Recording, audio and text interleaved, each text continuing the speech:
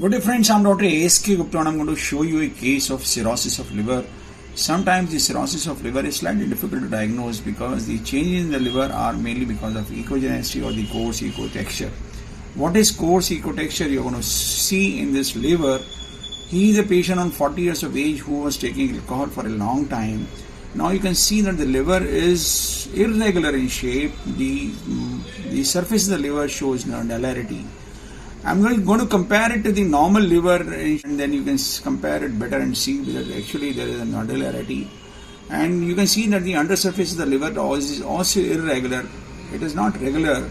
And the top surface is also irregular. You can see that it is irregular liver. And the echo texture over here is granular and it is called as the coarse echo texture.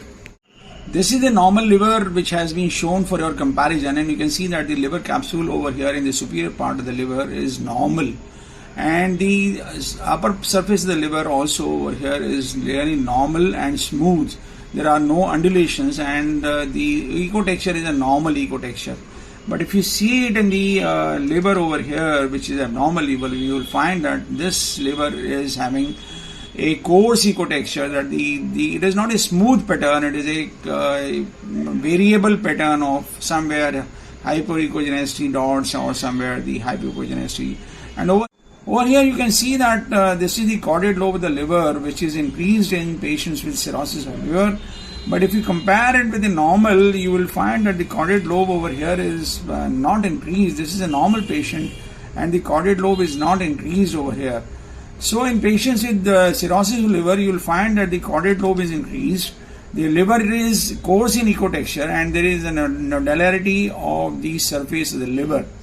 These features will help you to diagnose cirrhosis. The caudate lobe is increased in patients with cirrhosis of liver because this is one lobe which gets its supply from a different vessel rather than the rest of the liver. And now when we see the liver cirrhosis, we should always jump onto the spleen, whether it is increased in size. The spleen is increased in size, it is 139 millimeters. Normally the spleen in an adult is up to 120 millimeters, and the width of the spleen is also increased. But here do we find that are there any varices? But we find that the varices are not there, so the portal hypertension has started just developing, but it is not completely developed. Neither the splenic artery and the splenic vein are normal in dimension, and they do not show increased size.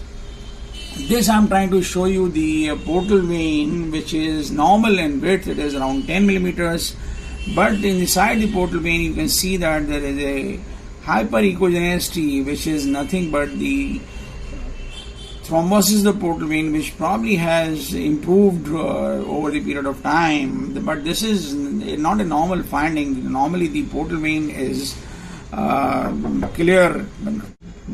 This is the color Doppler flow into the portal vein, and you can see that the flow is sometimes red and sometimes blue, which means that it is a helical flow, it is a bidirectional flow.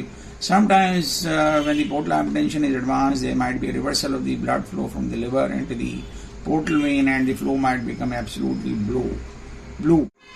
You might be wondering that there are no varices and there are no channels which have opened up. This is probably a compensated patient, but as the time advances, the portal hypertension might take over and the other channels might open up. But this is definitely a case of cirrhosis, because the spleen is enlarged, the liver is normal in size, but it is coarse echo texture, irregular in surface, and it is likely to be a hard liver when it's seen in the actual anatomical specimen.